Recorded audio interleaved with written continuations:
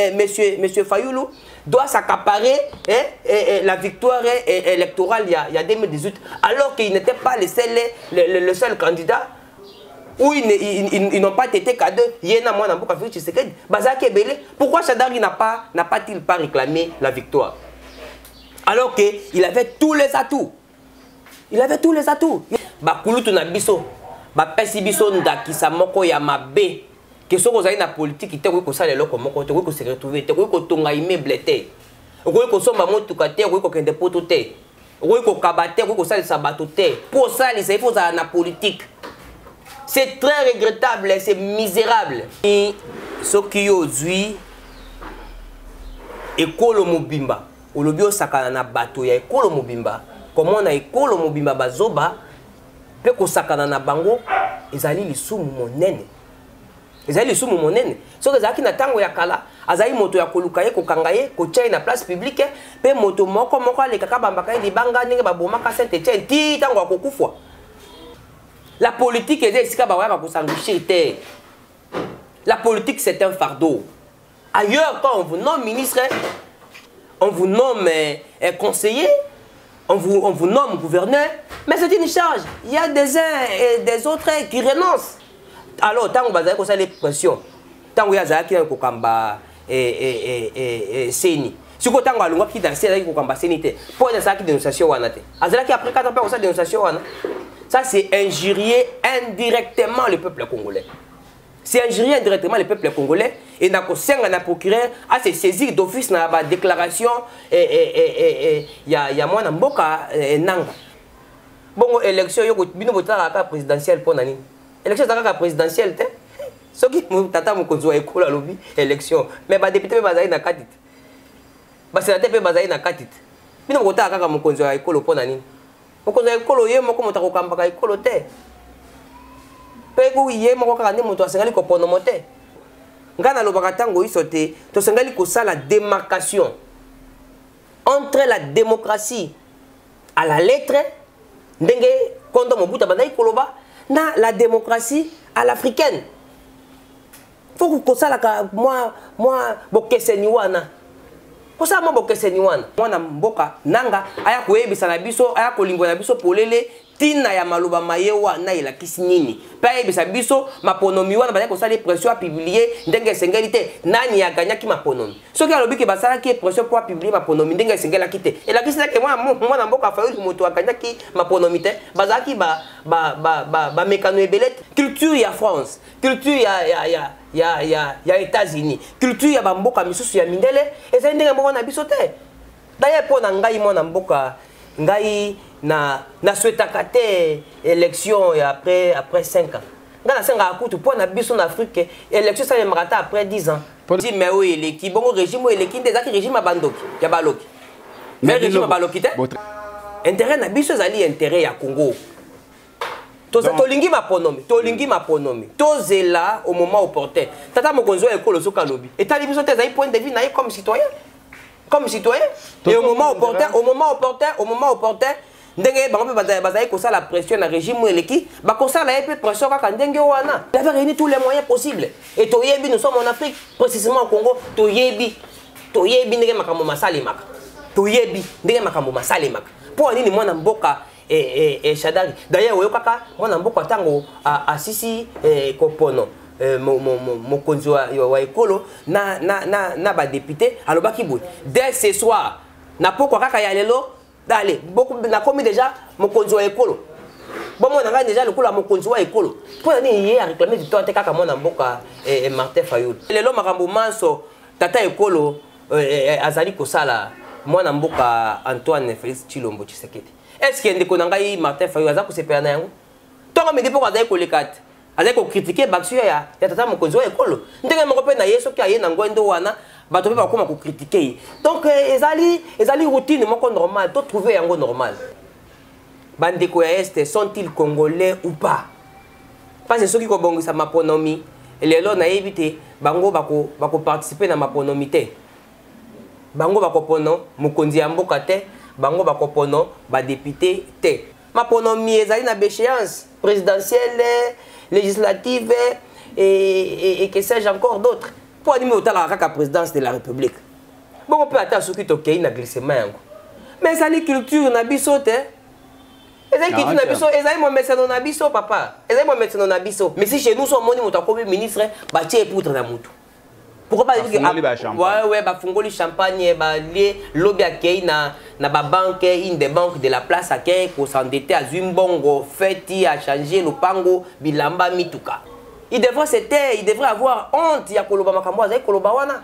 Pourquoi au moment opportun à salaki dénonciation wana te? Est-ce c'est le moment? Et à quelqu'un comme ça dénonciation au Liban d'amboka. Pourquoi il y a salaki angwa wate? Pour qu'il y ait comme ça la yango Liban d'amboka. Il devrait attendre tant on y surtout les cas qui 4 ans pour à ça la dénonciation wana. Non, laissons la politique aux politiciens. Et on ne fait pas la politique pour la politique. On fait la politique pour le bien-être, pour répondre aux besoins de la population de manière concrète et pratique.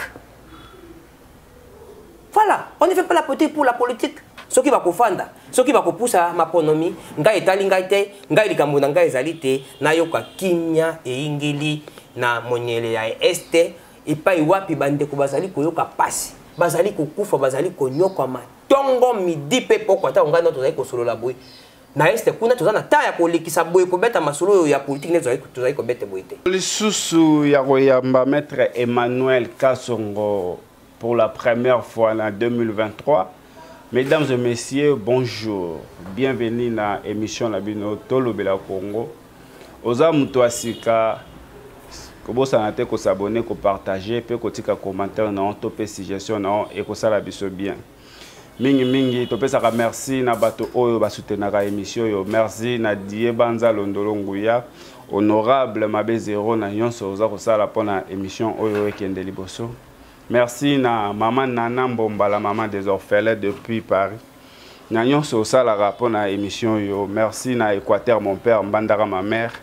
Et zo tambola malamu to ebie ke kalamingite descente zo zalakara ndenge to yo kanaka. Merci na Tata Sunda depuis Genève. Nzambe ya bakoko abakisela ebele.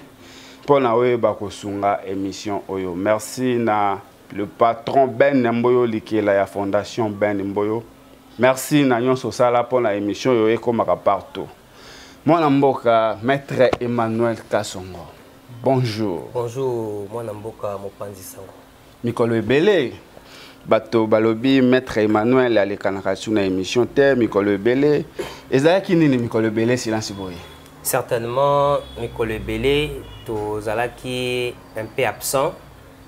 Na liboso ya bitando ya bino ike kasi tozalaki na terrain.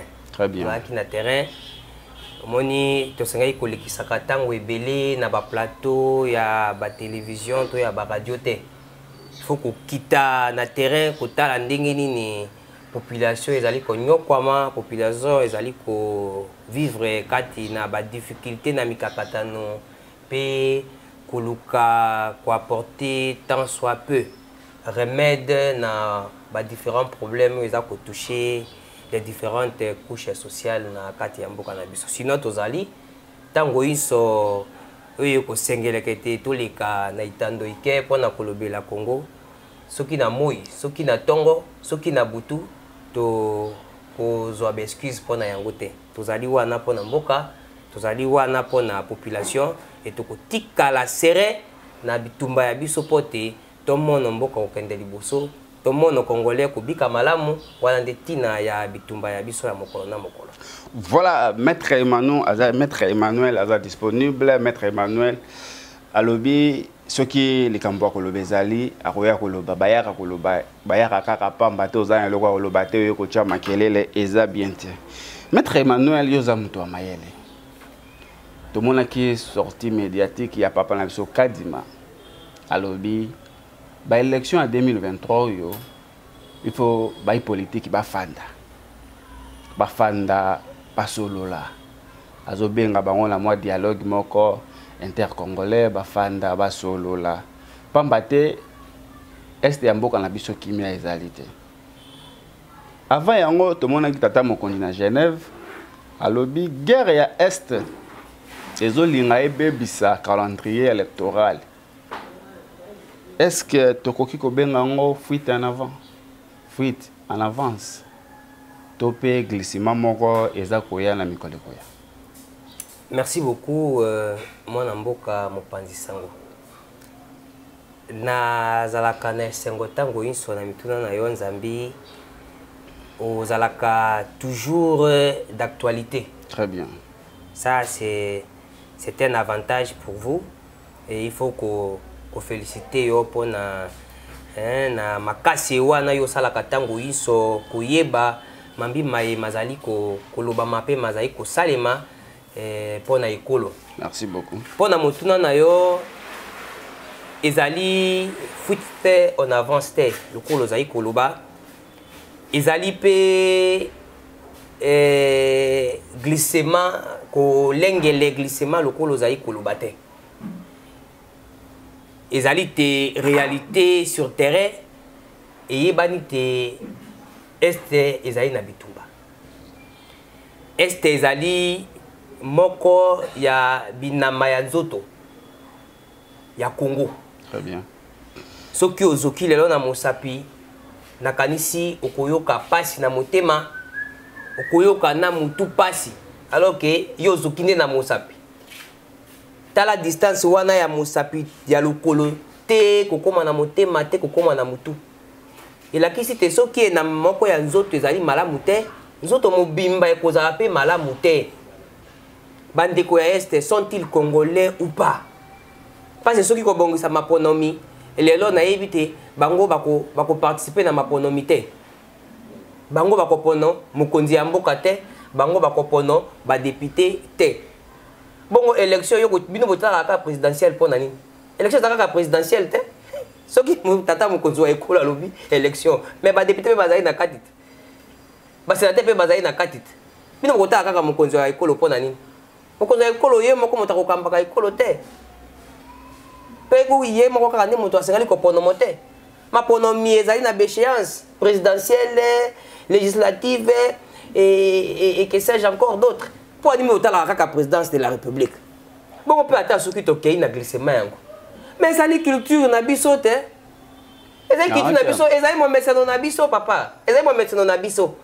Ngana lobaka tango isote, to sengali ko la démarcation entre la démocratie à la lettre ndenge kondo mobuta bandai koloba na la démocratie à l'africaine. Faut que ça la moi bokeseni wana. Pour ça moi bokeseni wana. Culture ya France, culture ya États-Unis, culture ya bamboka misusu ya mindele ezali ndenge moko na biso te.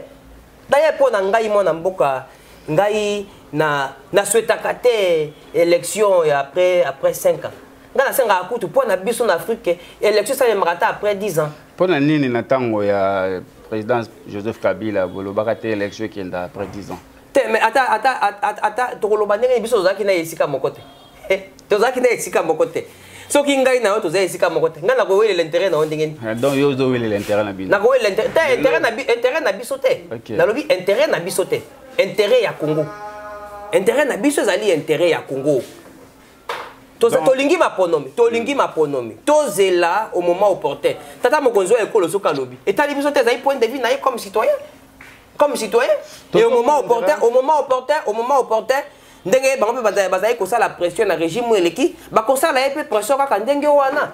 Ba ko sala pression kaka na balolengo bazali ko sala pression na régime eleki pour te abongisa maponomi. C'est comme si bozo copier makambo nyonso eleka na régime passé. Bon régime passé, régime eleki, bon régime eleki ndezaki régime abandoki, ya baloki.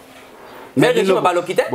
Votre état qui Kabila Ntondoki Kabila. Yo so mona mbanda zako kumisa mbanda moninga na mbanda kazai kitoko. Kalamba kamala mukulikanga. Yo mona. C'est tout à fait logique. Et ça mama comme mususu faut mona kayango logique boye po otiki yango eleka. Otiki yango eleka. Est-ce que lelo makambo manso tata ekolo azali kosala mwana mboka Antoine Félix Tshilombo Tshisekedi. Est-ce que ndeko nangai Martin Fayulu azako sepela na yango? Tonga me depo azali kolekat. Azali ko critiquer baksio ya tata mokonzi wa ekolo. Ndenge moko pe na yeso ki aye na ngwendo wana bato pe bakoma ko critiquer. Donc ezali routine moko normal, to trouver yango normal. D'où pour na makambo etali maponomi ngai sikoyo na koki na koleba makambo maponomi te.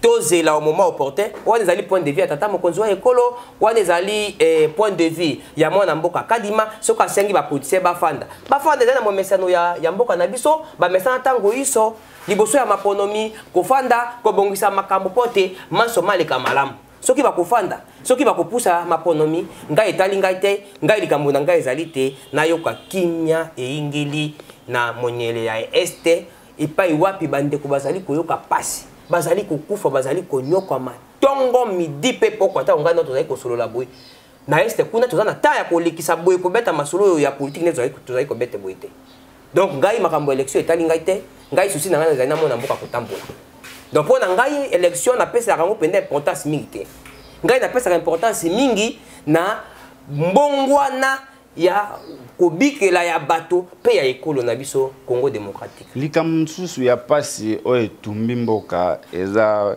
papa na biso Corneille Nangaa alobi abandaki kosubir pression avant à publier les résultats de l'élection 2018 alobi azalaki osubir pression et puis ezalaki na négociation par corps moko esalemaki wana après nde aye publier les résultats. Est-ce que lelo yo tokoki kopesa Martin Fayulu raison na likambo ya lobai ki bayibi ba élection bayibi ye mtu aganyaki élection? Nakosengela mwana mboka oyo tangi kombo wana Corneille Nangaa mwana mboka wana nakosengele bulimbisi epa ya mopesi ya pema omoni soki yo zui ekolo mobimba olobi osakana na bato ya ekolo mobimba komona ekolo mobimba bazoba pe kosakana na bango ezali lisumu monene soki ezalaki na ntango ya kala azali moto ya koluka ye kokanga ye kotia na place publique pe moto moko alekaka bambaka ye libanga ndenge babomaka Saint-Étienne ti ntango akokufwa il devrait avoir honte ya koloba makambo azali koloba wana. Pourquoi au moment opportun ya salaki dénonciation wana te? Est-ce c'est le moment et akaki ko sa dénonciation ngo libanda mboka po ina salaki yango wate pour que ne ko sala yango libanda mboka il devrait attendre temps nyoso tout ele kasoki 4 ans pour ya ko sala dénonciation wana. Alors tango bazali ko sala pression tango ya zalaki ko kamba seni siko tango alunga ki danser zalaki ko kamba seni te po ina salaki dénonciation wana te azalaki après 4 ans pour sa dénonciation wana. Ça c'est injurier indirectement le peuple congolais.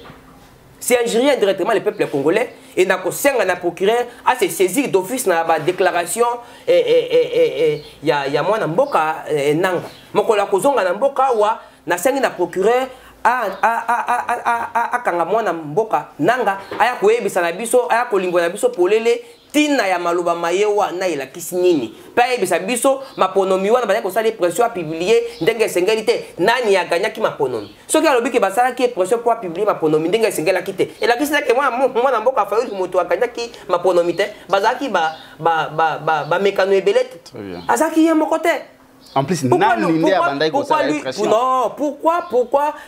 monsieur Fayulu doit s'accaparer la victoire électorale il y a 2018 alors qu'il n'était pas le seul candidat où ils n'ont pas été cadeaux.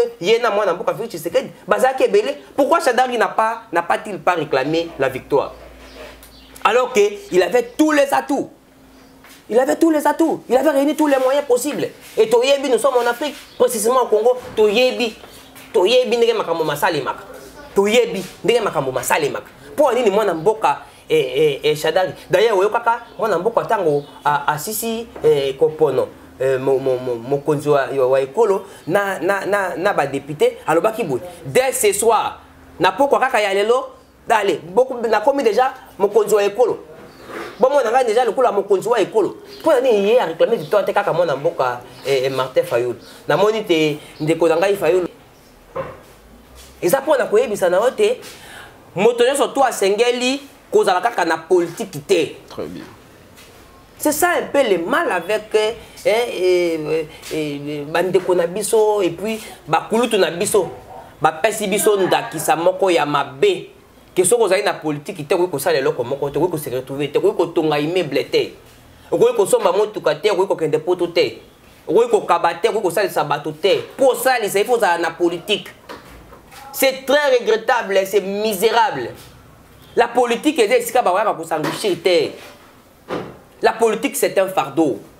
Ailleurs, quand on vous nomme ministre, on vous nomme conseiller, on vous nomme gouverneur, mais c'est une charge. Il y a des uns et des autres qui renoncent à ces charges étatiques. Parce que c'est un lourd fardeau. Et ça, mon combat, il y a mon nez, il y a mon zito, il y a kilo. Mais si chez nous, on est ministre, bah, tu es poutre dans mon. Pourquoi pas dire que ouais, bah fongoli champagne, bah les lobby accueil na banque, une des banques de la place accueil pour s'endetter à Zumbongo, fêti à changer le pango, bilamba mituka. Non, laissons la politique aux politiciens. Et on ne fait pas la politique pour la politique. On fait la politique pour le bien-être, pour répondre aux besoins de la population, de manière concrète et pratique. Voilà, on ne fait pas la politique pour la politique. On ne parle pas à la politique pour s'enrichir. Moi même bonangai na ituka pour na pesa ya no na motuna na yo, ezali pour na makambo ya politique te. J'ai une base en bandaka oyo motakobo ya zate. Motakobo ya zate. J'ai une base. Mais il ne faut pas seulement une base politique. Il ne faut pas faire de toutes les bases des bases politiques. Non. Nous partons pour une mission sociale.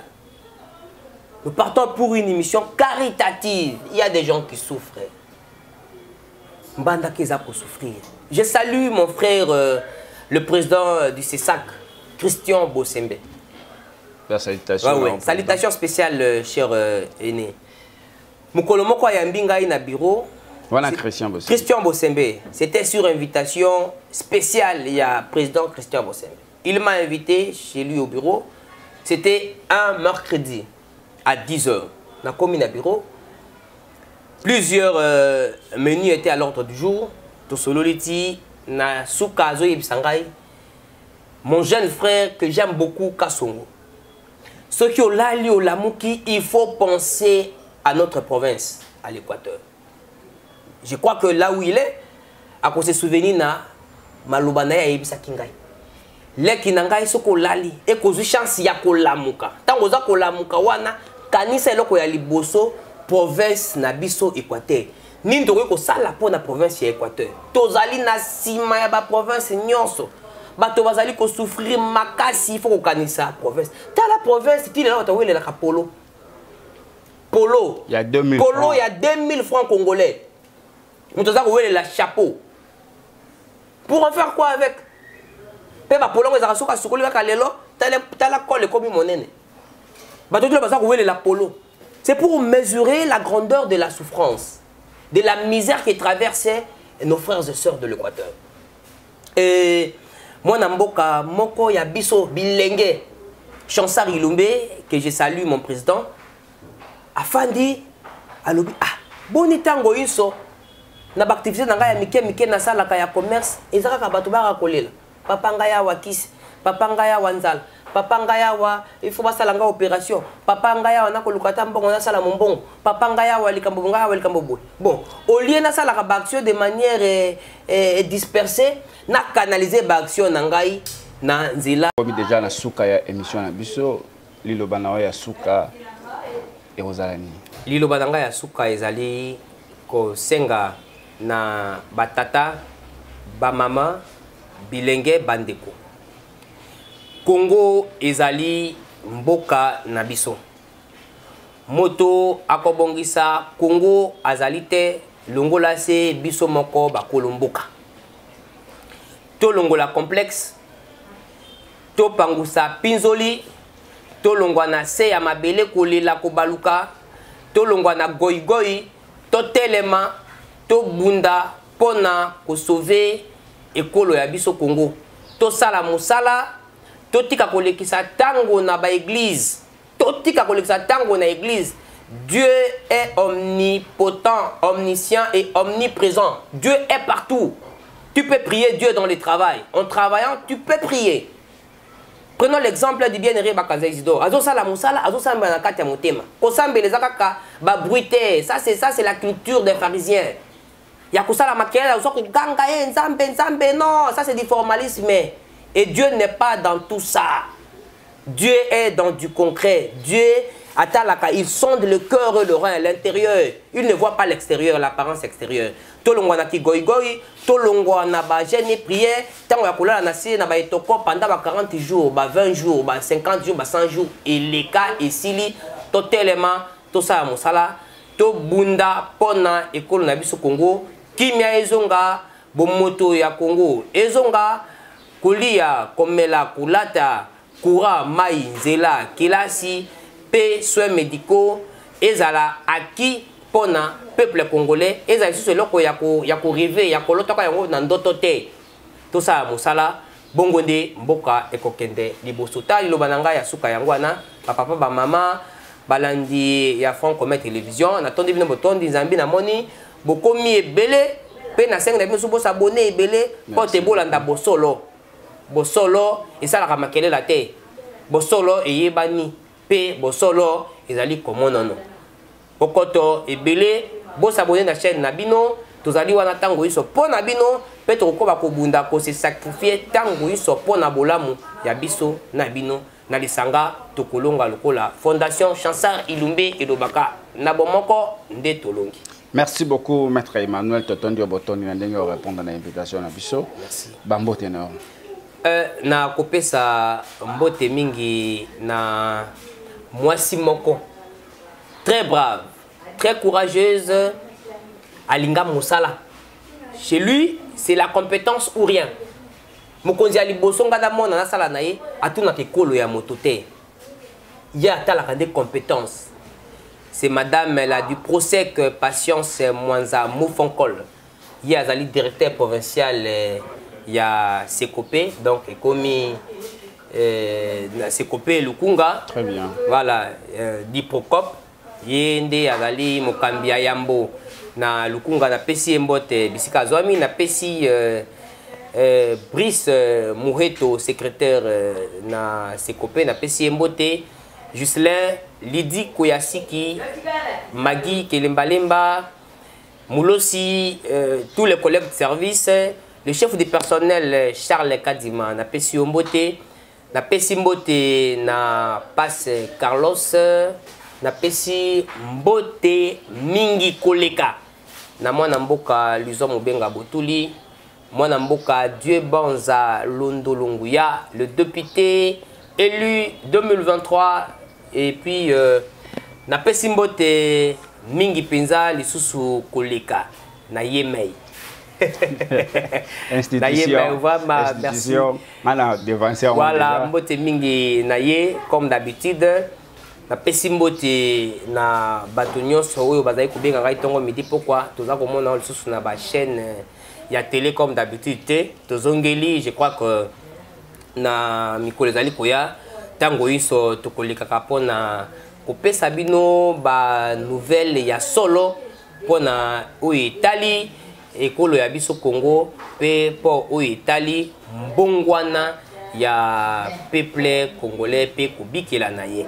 Mbote lisusu mingi na pesi yango na moninga na ngai Trésor Elewa, mbote mingi na yo maître Emmanuel Ishomba, l'avocat des victimes, toujours présent pour les causes des victimes.